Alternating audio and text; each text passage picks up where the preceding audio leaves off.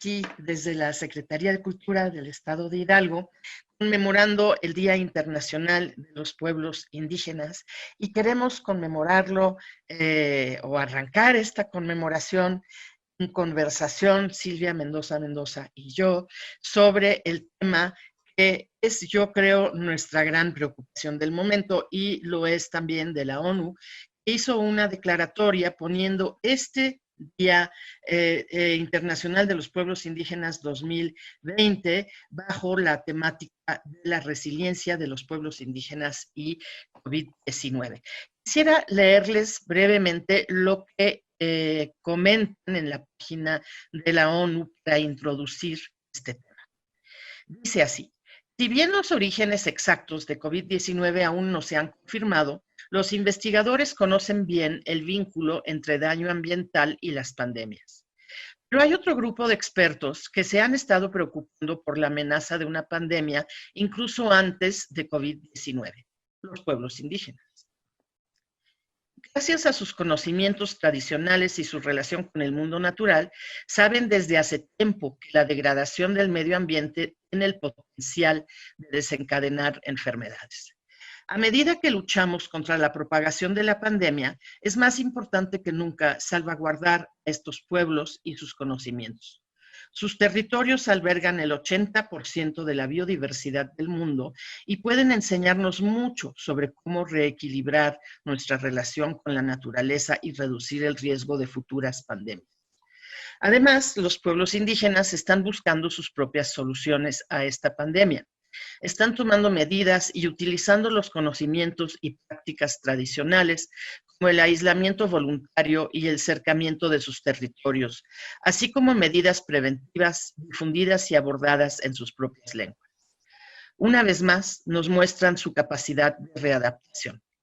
Es por ello que el tema de este año, con motivo de la celebración de su Día Internacional, es COVID-19 y la resiliencia de los pueblos indígenas, ocasión para la cual se prepara un evento especial.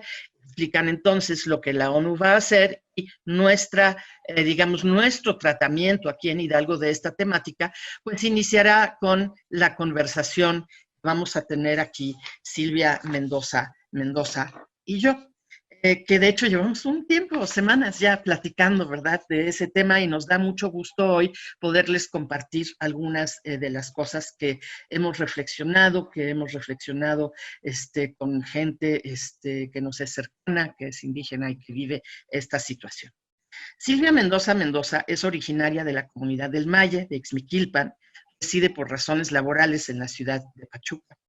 Se formó profesionalmente como trabajadora social, es socióloga y con posgrado en antropología social, cosa rarísima. Normalmente los sociólogos se aíslan por un lado y los antropólogos por otro, ¿verdad? En el caso de Silvia, hay ahí como un puente que yo creo que es muy provechoso. Trabaja en la Universidad Autónoma del Estado de Hidalgo, es docente en todos los niveles universitarios y como investigadora aborda la organización social y sistemas culturales de pueblos indígenas, principalmente mujeres. Dice aquí, y a mí me consta, que se asume como permanente caminante de todo lo que se puede andar. Muchas gracias, Silvia, por compartir conmigo hoy esta conversación. No, pues muchas gracias a ti, Verónica. Yo me voy a permitir presentar a Verónica, con quien hemos también sostenido muchísimas pláticas. Y realmente me siento orgullosa de que nuestra subsecretaria de Cultura me permita conversar sobre un tema que nos involucra. Y no es casualidad que sea la subsecretaria, porque ella es doctora en estudios latinoamericanos por la Universidad de Toulouse Le Marie en Francia, tiene maestrías en antropología social y en historia por la Universidad de París 7. Además, Verónica fue rectora de la Universidad Intercultural del Estado de Hidalgo durante 6 años, de 2012 al 2018. Es miembro del Consejo Nacional del Instituto Nacional de Lenguas Indígenas, esto del 2015 al 2018. Y a mí me parece que la parte, dirían en mi pueblo, que le da ombligo o cuyo ombligo tiene Verónica con México, con Hidalgo, con el Valle de Mezquital, es su trabajo que está haciendo. como fundador de Mutsahemi, que es un centro de documentación de asesoría ñañú, centro de investigación, biblioteca especializada y editora, y es una editorial que está situada en Ixmiquilpan, Hidalgo. Entonces, subsecretaria de Cultura, es un gusto platicar contigo, excelente colega, pero sobre todo amiga. Es un placer establecer y tener ese pretexto para hablar sobre pueblos indígenas y COVID. Y yo creo que cuando la ONU hace este tipo de declaraciones, Verónica, a mí me parece fundamental situar algo, que está hablando de pueblos, es decir, está situando al sujeto colectivo. Hablar de indígenas, estamos hablando básicamente del sujeto colectivo. Ese es un punto. Porque de pronto, cuando hablamos de indígenas, sobre todo cuando se trata de situar dónde están, de contabilizar, dados los indicadores que hemos construido para hacerlo, es sumamente limitado y básicamente nos sujetamos al sujeto individual, concretamente anclado a la lengua, ¿no? Pero la ONU, atinadamente, cuando hace esta declaración, dice pueblos, porque estamos hablando de sujeto colectivo, vida colectiva, organización social.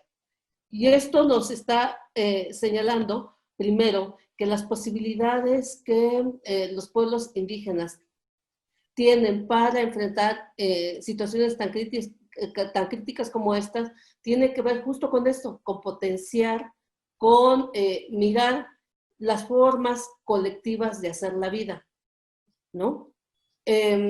Segundo punto que quiero resaltar, cuando hablamos de indígenas y esta posibilidad de vida colectiva, ya no solamente se sitúa en las zonas rurales, ¿no? Los procesos migratorios que nos han atravesado a lo largo del tiempo nos han mostrado que si bien en un primer momento de las migraciones encontramos a sujetos indígenas que transitan en territorios ajenos, la lógica organizativa, la forma de entender el mundo es que se van dando procesos colectivos, ¿no? Que van jalando a la familia, que van llevando esta lógica de organización comunitaria a los espacios que están ocupando.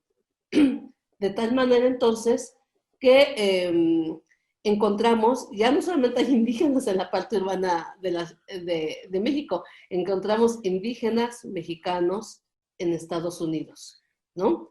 Que por supuesto lleva un proceso de maduración para retroalimentar, bueno, para establecer y luego retroalimentar estas lógicas comunitarias que nos permiten entonces ver qué es la parte importante que se debe, que hace posible la resiliencia de los pueblos indígenas, ¿no? Y quiero conversar contigo sobre esto, sobre la posibilidad de la vida, pero la vida en colectivo. No viviendo juntos, vivir juntos no es colectivo. Vivir juntos es establecer lazos de ayuda, apoyo ante estas situaciones, que eso es muy propio de los pueblos indígenas. Así es, así es. Yo creo que las personas que no han tenido mucho contacto con comunidades indígenas o con los indígenas de la ciudad, que muchas veces se invisibilizan, pero para los ajenos, para los propios, no, ¿verdad? Uh-huh. Tienen una idea, creo, un tanto anticuada o parcial de lo que es ser indígena. Se imaginan que los indígenas son una población muy predominantemente rural, cuando de hecho cada familia es multilocal. Así no es. Hay una familia que no tenga miembros de su familia en la ciudad, en diversas ciudades. En el caso del Valle del Mezquital, no nada más es Pachuca y México, también es Querétaro, por ejemplo, pero también es Nayarit, también es Monterrey, también son, por supuesto, los Estados Unidos y Canadá y otros lugares. Las familias indígenas son multilocales, por ende, digamos, las comunidades son multilocales y un porcentaje cada vez más alto, y eso es importante también subrayarlo, un porcentaje cada vez más alto de indígenas son profesionistas, gente estudiada, todos los niveles y de todas las profesiones. Es decir, esa imagen del indígena rural campesino responde a una parte, yo creo que cada vez más reducida, lo cual plantea otros problemas para la comunidad, ¿verdad? De la población indígena, que de hecho es variopinta en todos los sentidos. Y generalmente, no siempre, generalmente en la ciudad los indígenas se invisibilizan porque sí hay miradas y discriminaciones tremendas, pero también creo yo que la gran mayoría de los indígenas nunca dejan de ser comunitarios. Es decir, mantienen sus lazos con su familia, con su comunidad.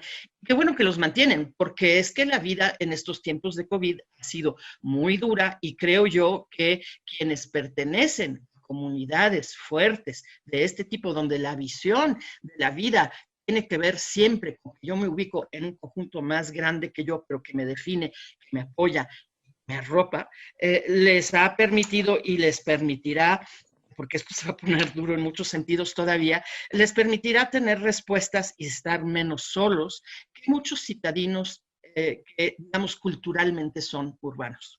Fíjate que ahora que señalas un concepto que me parece sumamente interesante y me encanta que lo hayas señalado porque me obliga a pensar en esta multilocalidad de las familias y de las comunidades. Y efectivamente, ¿no? Nosotros vemos que una forma de sobrevivencia y de salvaguardar la sobrevivencia colectiva, empezando por la familia y la comunidad, tiene que ver con estos procesos migratorios. Y afortunadamente a la antropología en este sentido nos ha dotado de muchísima información cuando en un primer momento para nuestro país ocurrieron el crecimiento de las ciudades y con ello también las migraciones, pero las migraciones de indígenas en la construcción, en las mujeres en el servicio doméstico, no como una decisión individual, sino como una decisión para el resguardo de la familia, el resguardo de la comunidad, porque no se deja de tener este apoyo. Y quizá el ejemplo más reciente que ahora tenemos es lo que está sucediendo con los migrantes en Estados Unidos. Y que a mí me llama la atención que a pesar de la inseguridad laboral que tienen allá, de la inseguridad en todos los sentidos, no han dejado de enviar dinero, ¿no? Y por supuesto, ya han ocurrido muertes ante esta situación que están enfrentando, pero las cifras son contundentes cuando nos están señalando que a pesar de la pandemia en Estados Unidos, a pesar de que ellos son vulnerables porque no tienen servicio médico, porque no tienen, porque no acceden tan fácilmente a los servicios de salud, y si acceden hay que pagarlos y son costosísimos, no hay forma de pagar eso, ni los propios estadounidenses pobres pueden pagar eso.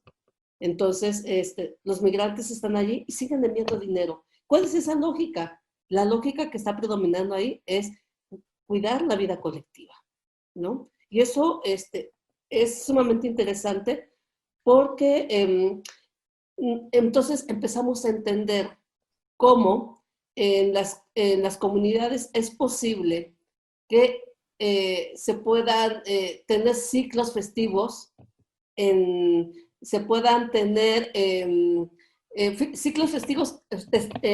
ciclos festivos que no solamente involucran a los santos patronos, esa es la parte más evidente, pero estamos hablando de ciclos festivos para la lluvia, ¿sí? Ciclos festivos para la tierra, para la semilla, para los animales, etcétera, etcétera. Permanente ciclos festivos. Más allá de la fiesta, lo que está debajo de eso son redes de colaboración, son los momentos en que la gente va renovando esas redes de colaboración. Dirían en mi pueblo, si yo me muero, siempre hay quien me entierre. Y sí es cierto, ¿no? No podríamos nosotros tener una situación donde alguien, y lo hemos conversado contigo, en los pueblos nadie está mendigando, no, el asunto de la mendicidad, no, nadie se queda sin comer, ¿no? Porque siempre hay quien te invite, siempre hay quien te convida, ¿no? No hay nadie que quede sin sepultar o haya peligro de que no se sepulte. ¿Por qué? Porque siempre hay alguien, siempre hay un espacio, siempre hay alguien. ¿Y qué son eso? ¿Cómo es posible hacer eso? porque hay una red de apoyo, ¿no? Donde no se permite entonces, en este sentido colectivo, no se permite que los integrantes de ese colectivo caigan en orfandad, caigan en mendicidad, porque hay una red, me parece. No Sin sé duda, qué sin has duda. observado tú. Sin duda, sin duda. Y esa es, sin duda, también una de las grandes fortalezas que han permitido a los pueblos indígenas sobrevivir estos 500 años en los que han sido minoría siempre y minoría muy, digamos, con una situación muy difícil. Y creo que esto mismo ha permitido en otros tiempos, antes de, es decir, en tiempos precolombinos, ha permitido también que las minorías sobrevivan en otras situaciones de dominio, como por ejemplo la mexica. Eso sin duda es cierto. También pienso que en este momento, con este virus que es extremadamente pegajoso y virulento, esas mismas situaciones han permitido que el COVID entre a las comunidades y creo que a lo mejor es difícil tener reflejos de protección, aunque, y podemos platicarlo ahorita, muchas comunidades los tienen. Es decir, Estados Unidos la gente sigue trabajando, Así sigue es. mandando dinero y se está enfermando y se está muriendo. Eh, Tengo noticia de varios casos en el Valle del Mezquital, en la parte que yo conozco bien, que es, digamos, de Chilcuautla, Ixmiquilpan, Cardonal, en los que las personas que se mueren en Ecatepec, se mueren en Cuautitlán, se mueren porque trabajan en una obra, porque trabajan en situaciones en las que no se pueden resguardar. O se mueren en sus comunidades o en el hospital en Ixmiquilpan porque recibieron la visita de un familiar de Monterrey, de un familiar de la Ciudad de México. Es decir, de repente esta red que es tan importante es al mismo tiempo la puerta de entrada de este problema. Y sucede algo más grave. Bueno, más grave, no, creo que eso es lo más grave, pero sucede algo simbólicamente muy grave. Tú dices con justa razón que siempre hay quien enterre a los muertos. Y en otra conversación que tuve ayer, me decía alguien que en México nadie se muere solo. Cuando la muerte en muchas otras culturas es un asunto de uno con uno mismo y en el mejor de los casos con alguien cercano de su familia. Eso es cierto, pero no es cierto en los últimos 4 meses. Y eso es muy duro. Es decir, están muriendo personas que no se pueden repatriar. Cosa impensable en otro momento, porque uno es de su comunidad y aunque sea multilocal, es de su territorio, de su comunidad. Y 2, gente que llega directo del hospital de Ixmiquilpan, Panteón, sin que se pueda dar ese acompañamiento que normalmente se da. Entonces, ahí hay 2 cosas que yo quisiera subrayar. Una es cómo la comunidad a la vez nos ayuda a atravesar estas cosas, y 2, cómo esa misma comunidad nos hace extremadamente difícil el distanciamiento social que sería prudente por la manera biológica de funcionar de este virus. Y la otra que quisiera subrayar, y lo hemos conversado, es un tema increíblemente demostrativo de la fuerza de la cultura indígena, la gente ha tenido que resignificar su abordamiento familiar y comunitario de la muerte y de muchas otras ritualidades en esta situación.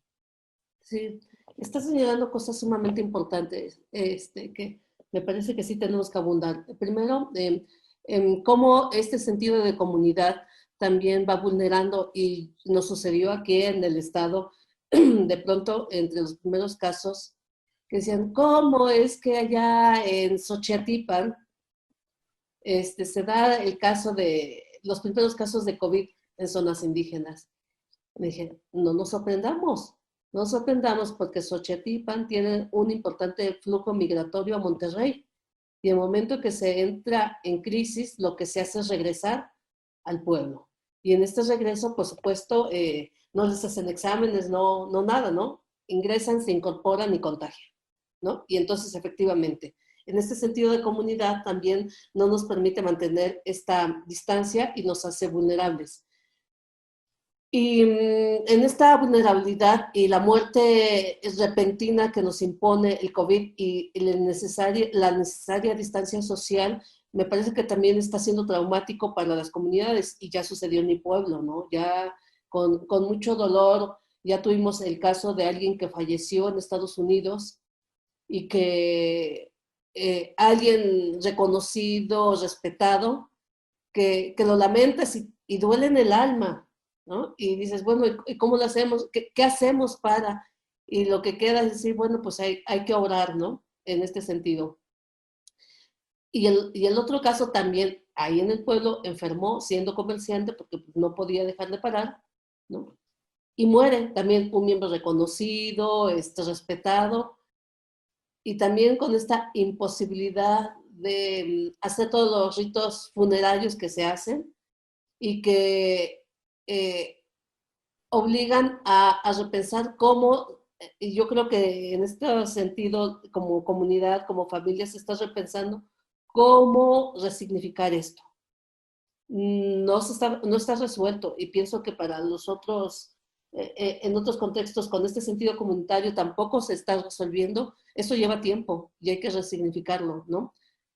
Pero también en esta inteligencia que se tiene sobre cómo resignificar el mundo, me encanta lo que se está haciendo en Ixmiquilpan, en términos de, a ver, si hay una fiesta muy importante, más bien la más importante, que es la celebración del Señor de Jalpan, ¿cómo se hace? ¿No? Y en este sentido, bueno, pues se adopta, vamos a ver cómo se va a hacer en mi pueblo, que es la fiesta de la Santa Cruz, donde teníamos que subir al cerro para bajar la cruz.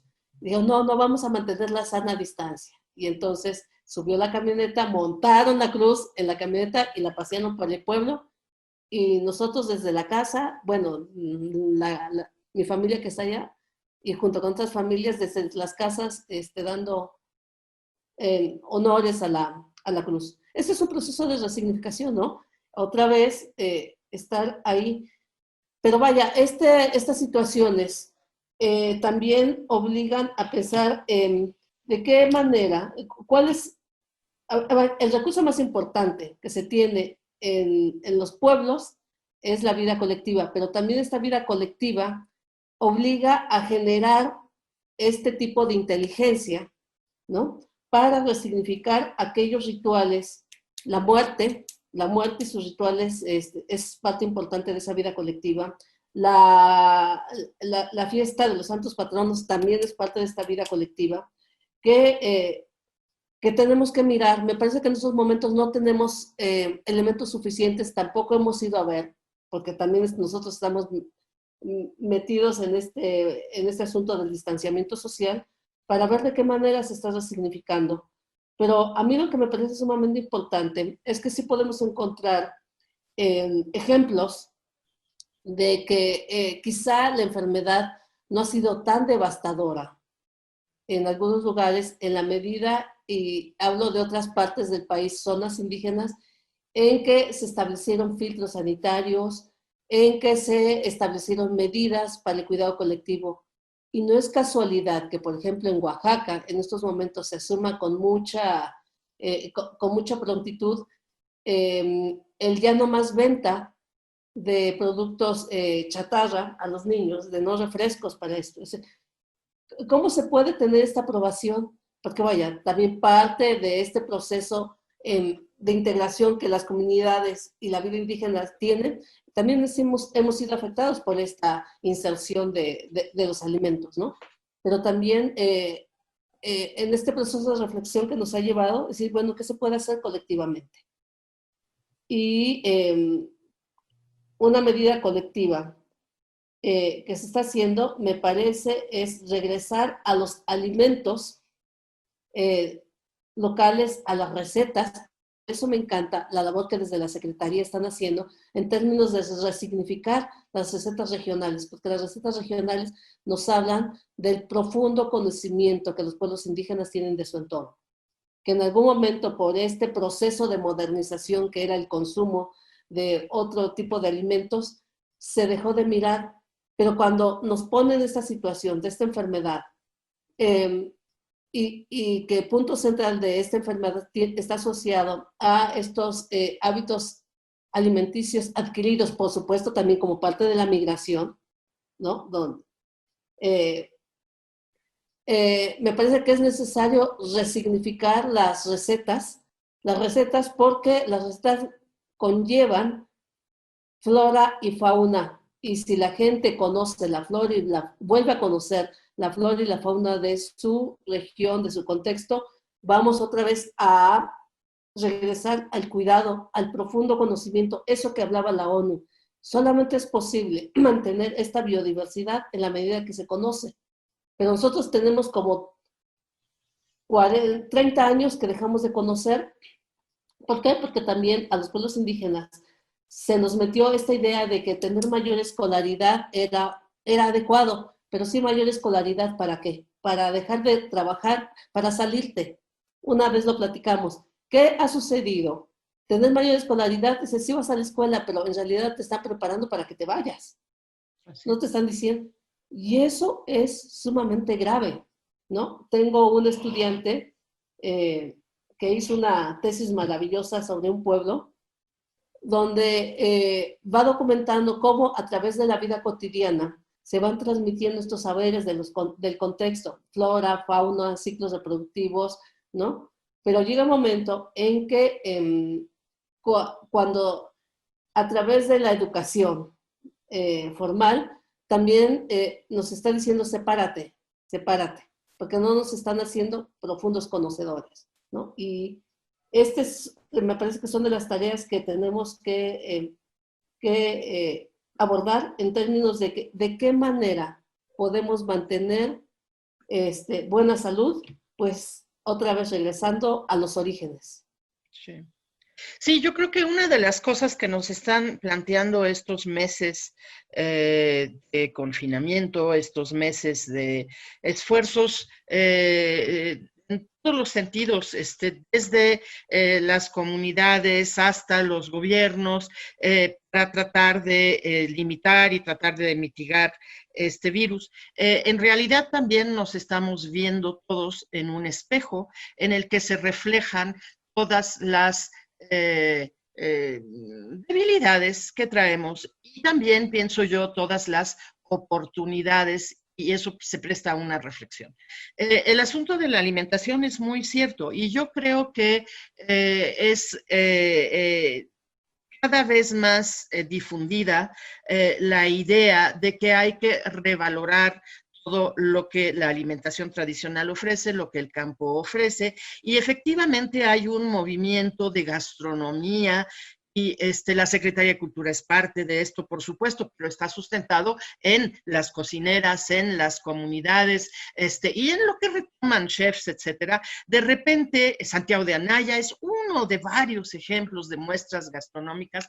De repente se ha logrado que esta alimentación no se vea como de pobres, sino se vea con toda la riqueza de sabores, la riqueza de componentes que tiene.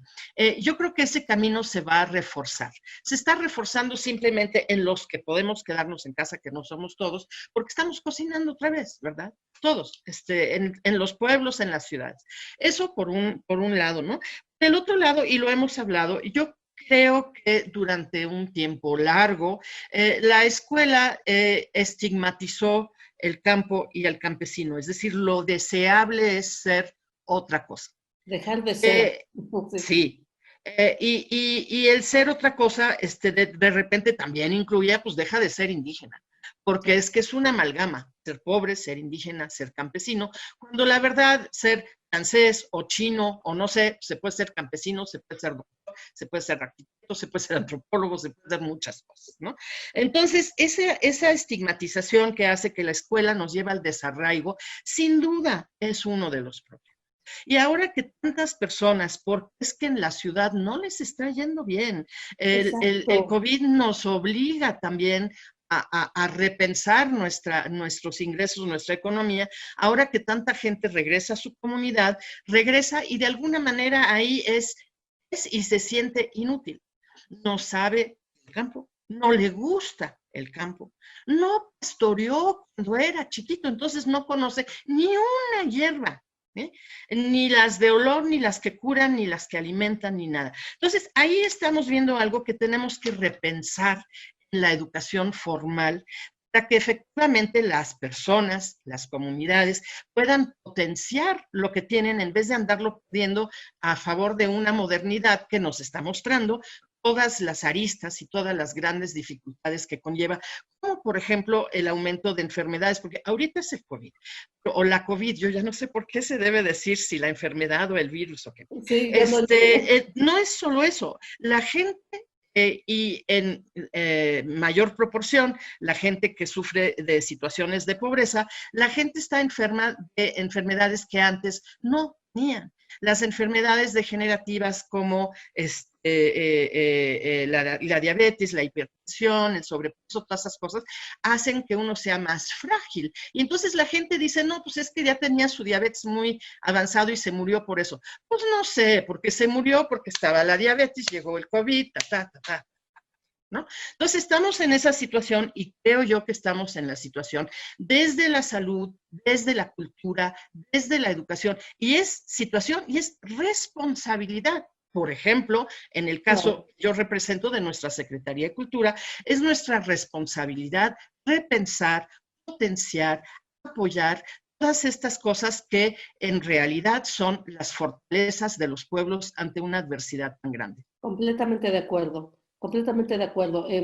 Es decir, esto también obliga a repensar qué es lo que le toca a las distintas secretarías, y me parece que una vertiente, es decir, se puede promover la cultura como se ha hecho tradicionalmente, o la cultura, promover la cultura ¿para qué? Y en estos momentos, por eso me parece muy importante señalar esto, en este asunto de promover la cultura, pero la cultura para mantener, para reaprender el medio ambiente, reaprender las recetas tradicionales asociadas al medio ambiente, reaprender el sentido de comunidad. Y entonces, lo que nos está mostrando es que ya no se puede tener esta política solamente de, como se hacía tradicionalmente, ¿no? Como se hacía ortodoxamente, ¿no? Obliga también a las instituciones a decir ¿para qué? ¿No? ¿Cuál es el propósito de promover la cultura? Y la cultura ya no es recreación solamente. La cultura es cultivo, pero cultivo en el sentido, regresamos a la definición básica de la cultura, que es el cultivo del alma, pero el alma, el espíritu, la mente, es de manera integral, ¿no? Y eso me parece que es un reto también para las instituciones, ¿no? Especialmente en una que es tan importante para nuestro Estado, que es la Secretaría de Cultura. Dices, ¿de qué manera va a intervenir? Y estaba yo pensando en que quizá también en estos momentos de reflexión es importante pensar en cómo vamos a regresar a esos jóvenes que ya no conocen las plantas, ¿no? Que ya no conocen los ciclos productivos, ¿no? ¿Qué se va a hacer? Y evidentemente eso también está replanteando las formas en que las acciones de gobierno inciden en los tiempos. Y algo que a mí me parece sumamente importante, y es una observación que hago, es que los tiempos que permanecen encerrados nuestros alumnos en la escuela también es tiempo de empobrecimiento, porque porque es el tiempo en que los padres se van a la milpa, la madre está ahí, y se dejan de transmitir. Peor aún, cuando se atiborran de tarea. O sea, no solamente es el tiempo que se permanece en la escuela, sino el tiempo que permaneces haciendo tarea en casa, ¿no? Y si tienes fines de semana con tarea, ¿en qué momento tienes tiempo de salir y acompañar y estar retroalimentándote de eso que es la vida cotidiana, que te llena de conocimiento, ¿no? Todo ese tipo de situaciones me parece que también se tiene que estar repensando si realmente estamos, si nos ponemos seriamente a ver cultura para qué, educación para qué. Sí, totalmente. Finalmente, nuestro concepto de cultura es el punto de partida de toda esta reflexión. Si vemos cultura como algo que nos va a divertir en nuestros ratos de ocio, eh, No.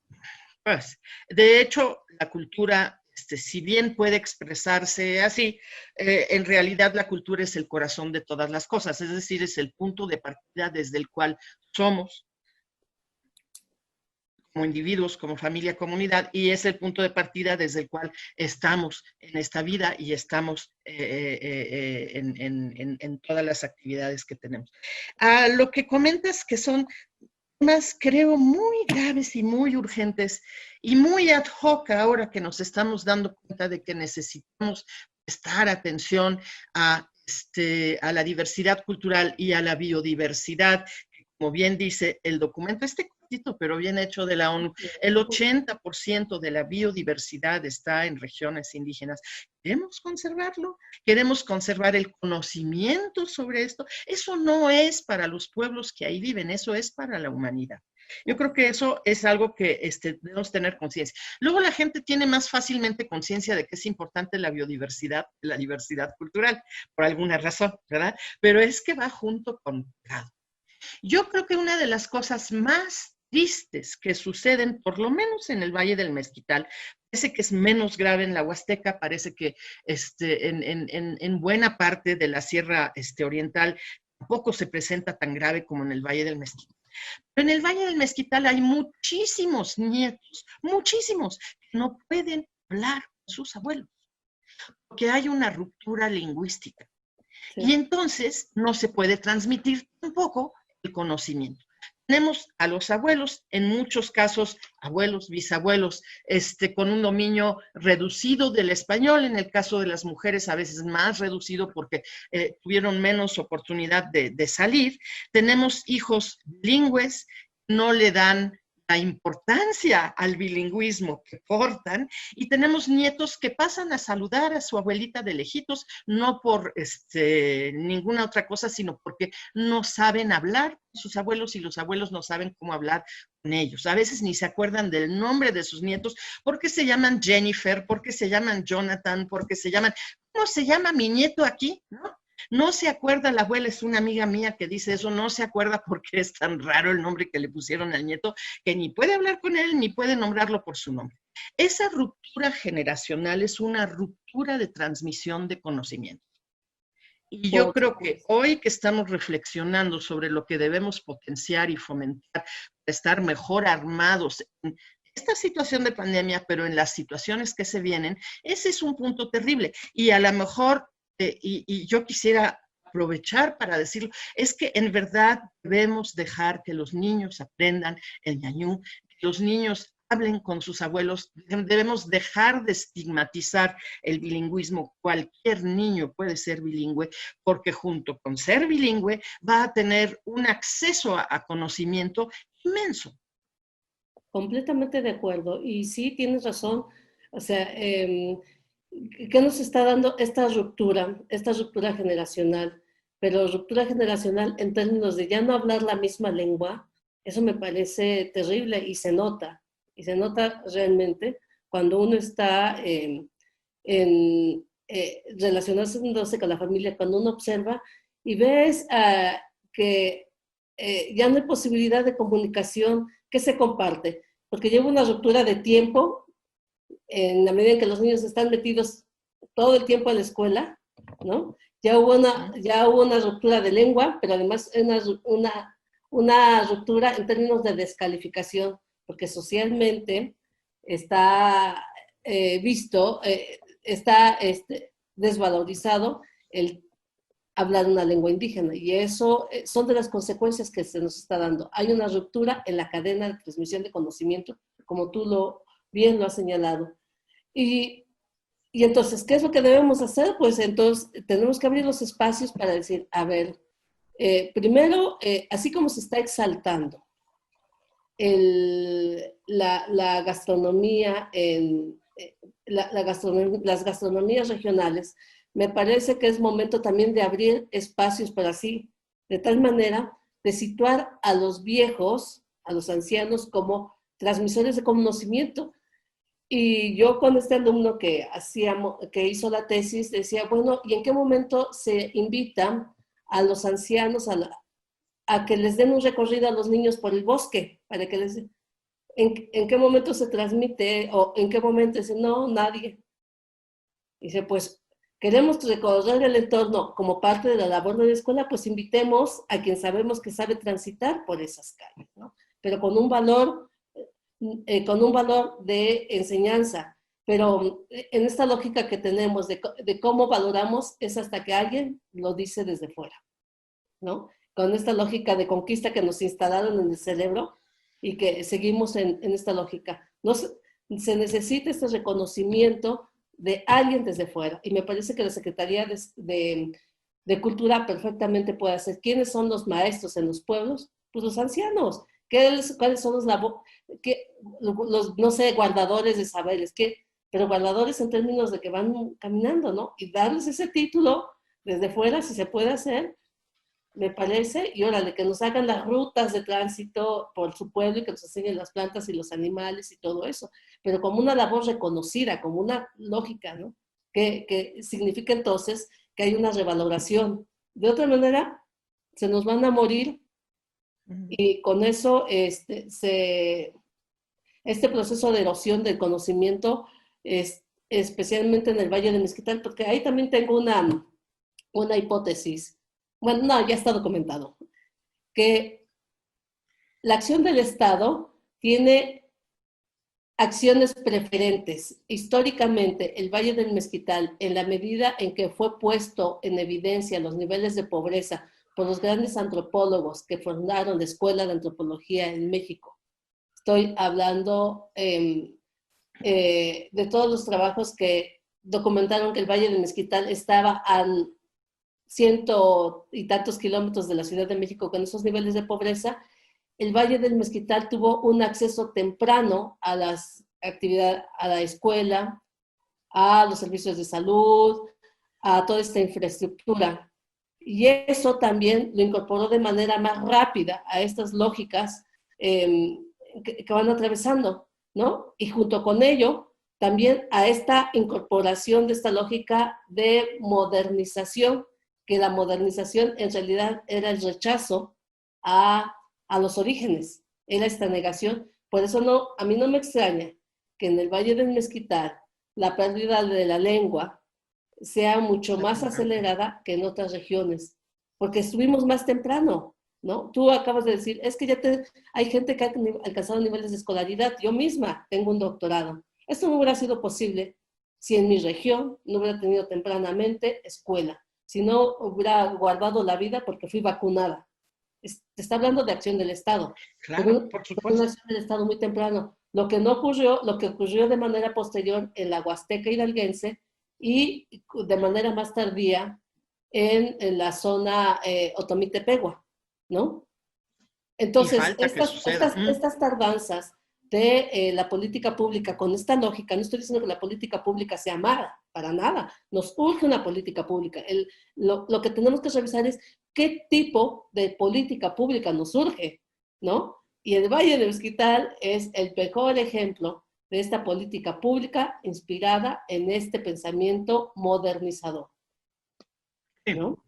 Modernizador, ¿no? Y por eso la erosión que estamos teniendo de la cultura no es casual, afortunadamente, y espero que estamos muy a tiempo de que la Huasteca hidalguense, en la zona Otomí-Tepehua, podamos todavía documentar, rescatar, valorar estos saberes tan profundos. A mí me asusta que de pronto, yo transito mucho, me encanta estar transitando en mi pueblo y a todos los pueblos que yo pueda, y estamos perdiendo los referentes, tan solo la significación de los espacios sagrados. Y dices, a ver, ¿dónde está esto? ¿Dónde está? Ya no se tiene, y peor aún, cuando digo, bueno, vamos a realizar el agradecimiento a la tierra, todas las palabras sagradas, toda la ceremonia que se hacía, ya no hay quien nos retroalimente. Más, si vemos también, por ejemplo, en los rituales funerarios, porque yo lo tengo muy metido, yo en esta convivencia con la abuela que tuve, recuerdo perfectamente cuáles eran los rituales y en esos momentos, cuando uno acude a esos rituales, dices, ah, caray, lo perdimos, este asunto de las palabras sagradas. Pero bueno, yo soy del Valle del Mezquital, nos metieron en esta lógica y cada vez es menos, pero sí hay posibilidades de incidir en otras regiones que fueron intervenidas tardíamente y que todavía hay posibilidades de hacer acciones importantes para esta revaloración, me parece. Sí, sí, desde luego. Yo creo que efectivamente en el Valle del Mezquital, creo que es la tercera lengua que con más rapidez se está perdiendo en el país. Oigan esto, eso es muy terrible, muy terrible, Es muy muy triste. terrible. Pero creo que de todos modos también están sucediendo muchas cosas que revalorizan. Yo descubro en los últimos años los medios sociales, ahí uno es más tardío que los jóvenes, ¿verdad? Y descubro que están llenos de jóvenes ñañús orgullosos de su tierra, orgullosos de su comunidad, orgullosos de los valores comunitarios que estamos hablando que ahorita son tan importantes y que en algunos casos mantuvieron la lengua, en otros casos la tratan de reaprender. Es increíble el éxito de los cursos de ñañú en el Valle del Mezquital. Sí. Todo eso para mí son grandes señales de esperanza y también son como lineamientos de acción. Bien dices que la política pública es esencial, pero obviamente que aprendemos siempre de lo que hicieron los que lo hicieron antes de nosotros y de nuestros errores van a aprender los que sigan. Eso es una cadena, es ¿verdad? Pero bueno, yo sé, porque a mí me tocó en este momento, yo sé que hubo un error de amalgama de cuestiones culturales con cuestiones sociales, económicas, etcétera. Yo sé que hay una urgencia grande de rescate y también veo desde la Secretaría de Cultura y, por ejemplo, ahorita desde la actividad virtual que estamos teniendo, el peso que tiene estamos hablando de estigmas y de cosas así, ¿verdad? El peso tan grande que tiene cuando la Secretaría de Cultura aplaude el trabajo de alguien. Tenemos una serie sobre mujeres hidalguenses. Es muy impactante cómo es recibido lo que ahí decimos para aplaudir. Generalmente aplaudimos un logro cultural que no es solo individual, sino que también es comunitario. Entonces, el hecho de que se diga con el sello de la Secretaría de Cultura le da un valor importante. Por supuesto. Transmitimos poesía indígena. El hecho de que nosotros lo pongamos como poesía indígena hace que de repente la misma gente diga, ah, pues sí es poesía, ¿verdad? No, pues claro que es poesía. Y mira qué bella poesía. Pero hasta que lo pone uno, digamos, con esa envoltura y con el peso que puede tener, tiene entonces como más valor. Si eso sucede, también significa que nuestra responsabilidad es muy grande, porque nuestra palabra pesa. Por supuesto. Si por hacerlo, yo, en el lugar en el que estoy sentada y con el respaldo de mi secretario y en un contexto de imagen institucional, si con eso tiene tanto peso, entonces tengo que hacerlo y hacerlo y hacerlo y seguirlo haciendo y volviéndolo a hacer. Silvia, se nos está como que yendo el tiempo y yo quisiera tocar dos temas más antes de que se nos acabe la hora que tenemos a nuestra disposición. Quisiera comentar sobre el valor de la comunidad y de sus decisiones, y lo que eso nos ha ayudado a o les ha ayudado a las comunidades en cuanto a COVID. Y quisiera hablar al final también del asunto de los cubrebocas, porque, bueno, en la publicidad de nuestra plática hay unos cubrebocas porque es un fenómeno, ¿verdad?, de cómo las artesanas han reaccionado, han potencializado, están dando un servicio, pero un servicio a través de su arte. Empezando por el primer tema.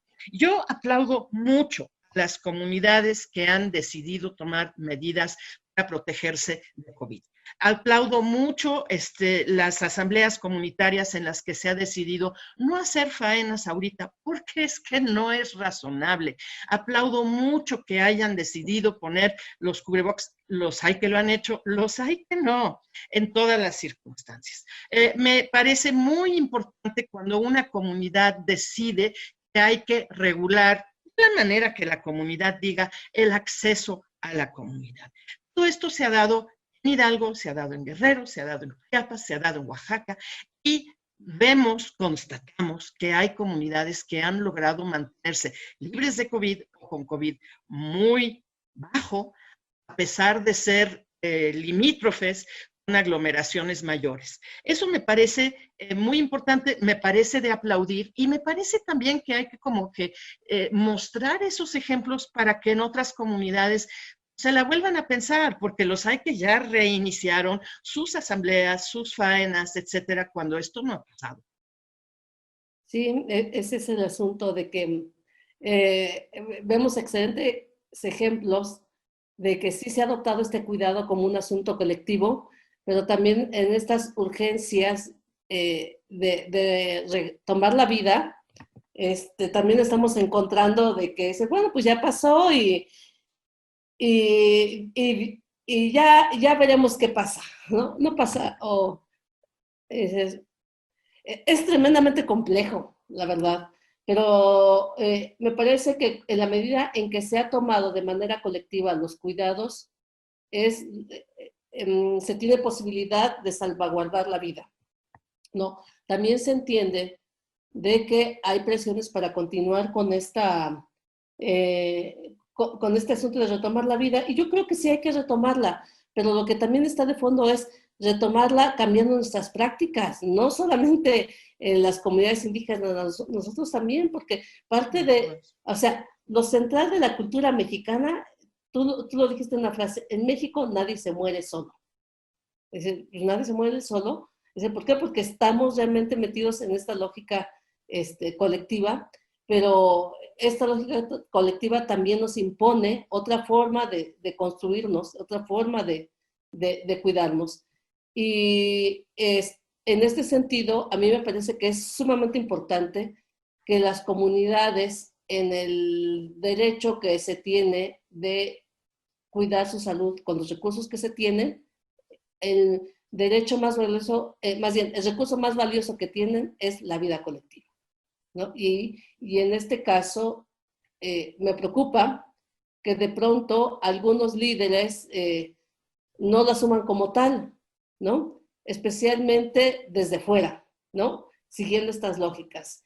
Yo estaba revisando algunas situaciones donde ya ministros religiosos urgían a congregarse.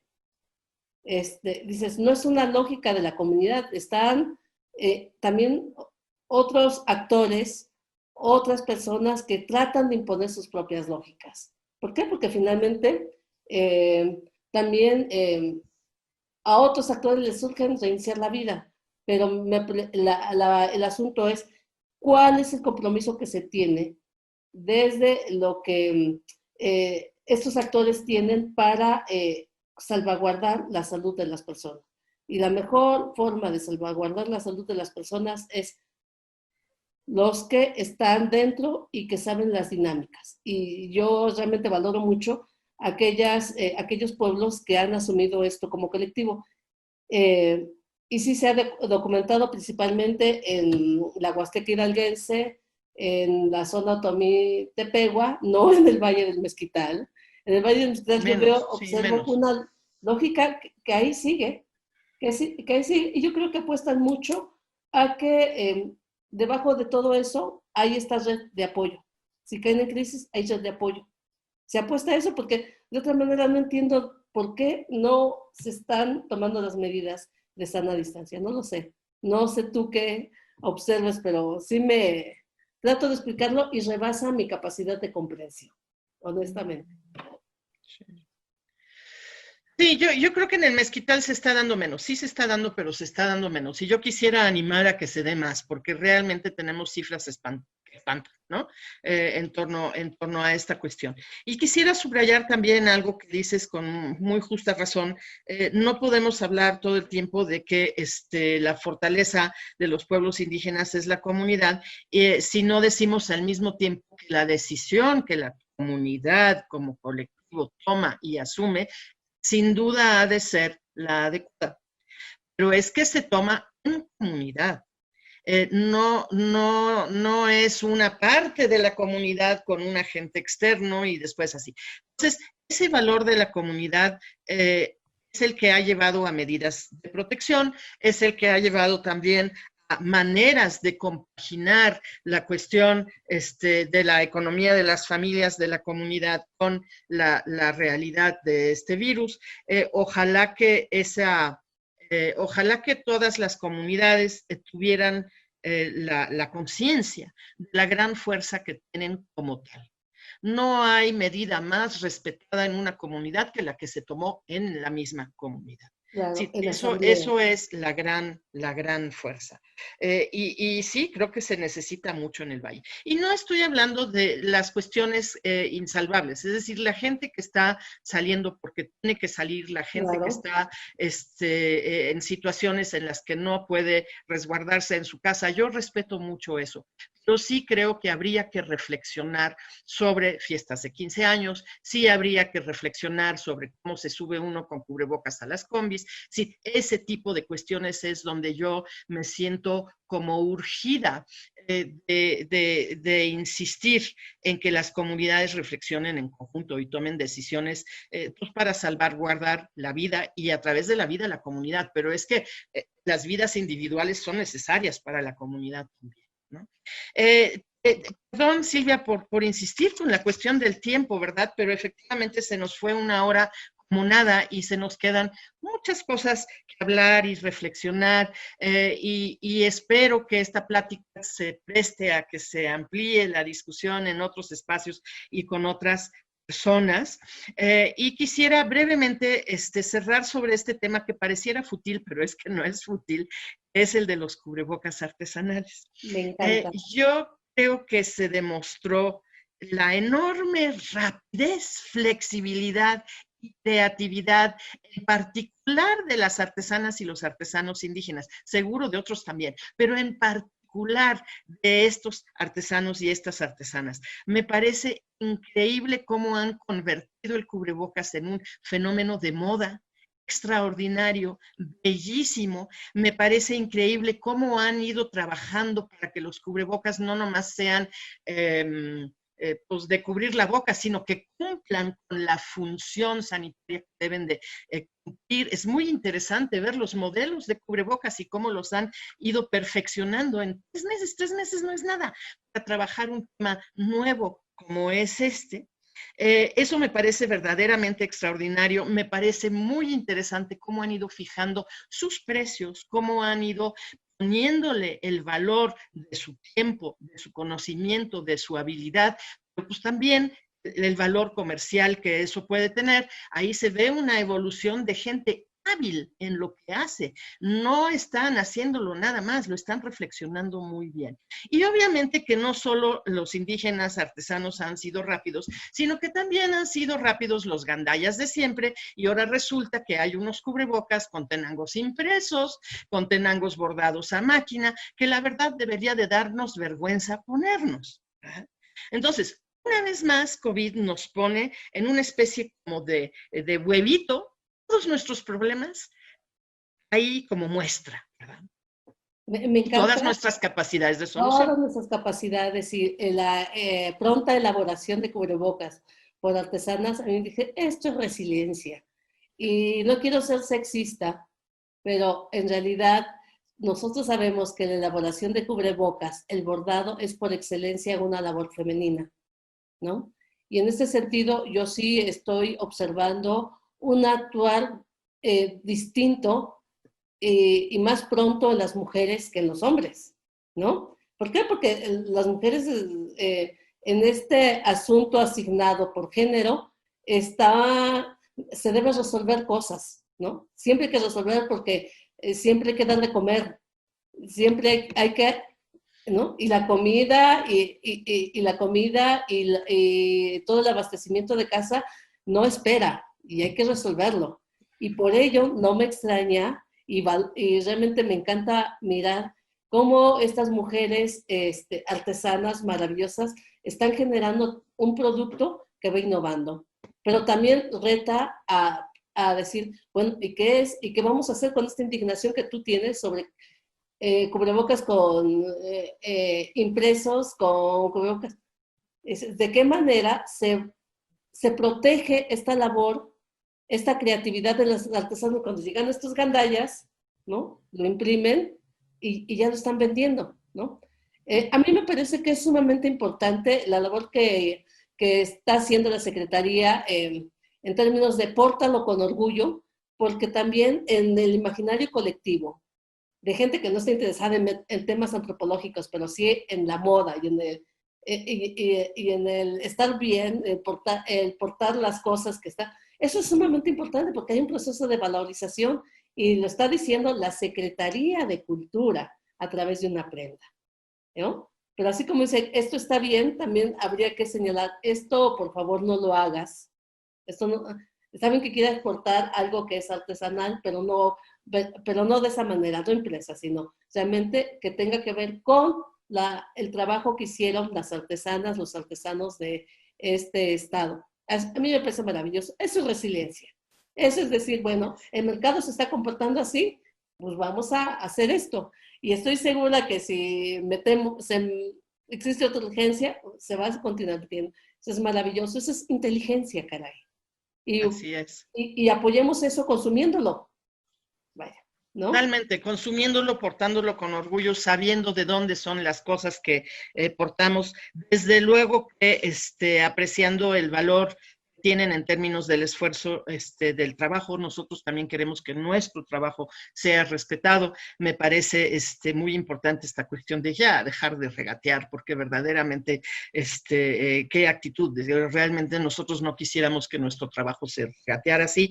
Todo eso me parece muy importante. Estamos, por cierto, ya muy cerca del día 19. El día 19 de marzo es el Día del Artesano, por eso escogimos todos los días 19 para fomentar esta campaña de Pórtalo con Orgullo, y el origen importa. Entonces, pues ya podemos ir pensando, Silvia, qué es lo que vamos a lucir ese día en los medios para seguir apoyando a nuestras artesanas y a nuestros artesanos en el fomento de ese orgullo desde la Secretaría de Cultura.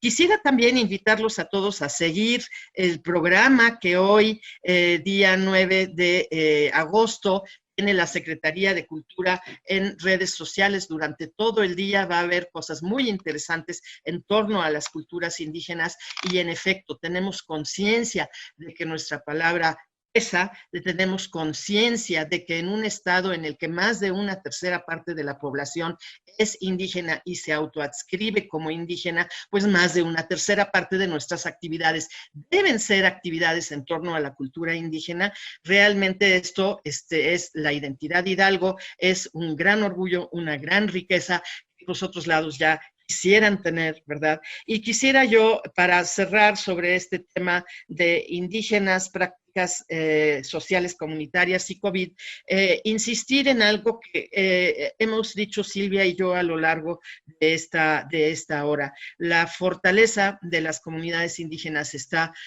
en su ser comunitario, y pensamos que a través de él y a través de la reflexión que vayamos teniendo en los siguientes meses y años en torno a la revalorización de muchas cosas, de lo que comemos, de cómo vivimos, de cómo mantenemos viva una biodiversidad que es necesaria para nuestro planeta a través del mantenimiento y del orgullo de la diversidad cultural, pues realmente es una tarea que nos debe asumir cada quien desde la trinchera en la que se encuentra, y que yo asumo con mucha pasión. Lo asumo desde el Valle del Mezquital, lo asumo desde Hidalgo, lo asumo contigo, Silvia, y con nuestros amigos comunes. Realmente es una gran riqueza de mi vida, y yo creo que de la vida de todos nosotros, poder tratar estos temas tan bonitos, tan ricos, tan importantes y también difíciles. ¿Qué se le va a hacer? Entonces, pues eso quisiera yo como decir para cerrar. Silvia, si gustas también decir algo para cerrar y devolver los micrófonos aquí a la Secretaría. Sí, muy bien. Bueno, primero se nota, yo insisto que tu ombligo está en Hidalgo, está en el Valle del Mezquital. Pues. Sí se nota. Y me encanta que alguien con ese ombligo esté realizando una función tan importante como es esto. Y también invitar a a quienes están presenciando esta actividad, de que promovamos el consumo del trabajo de artesanos, promovamos, pero también que lo valoremos. Y en esta valoración, cuando hablamos de comida, es recuperar los sabores, ampliar nuestra gama de sabores que también hemos perdido, ¿no? Consumir los productos que están vendiendo las y los artesanos, pero eso sí, sin regatear. Yo enfatizo eso que tú seas, sin regatear. ¿Por qué? Porque es un acto de reconocimiento para el otro. Y si queremos que nos reconozcan, pues no demandemos lo que no somos capaces de otorgar, que es el reconocimiento. Entonces, eso es una actitud que yo creo que el COVID nos está enseñando, ¿no? Uso cubrebocas, ¿por qué? Porque estoy reconociendo que a través de esta acción voy a cuidar al otro.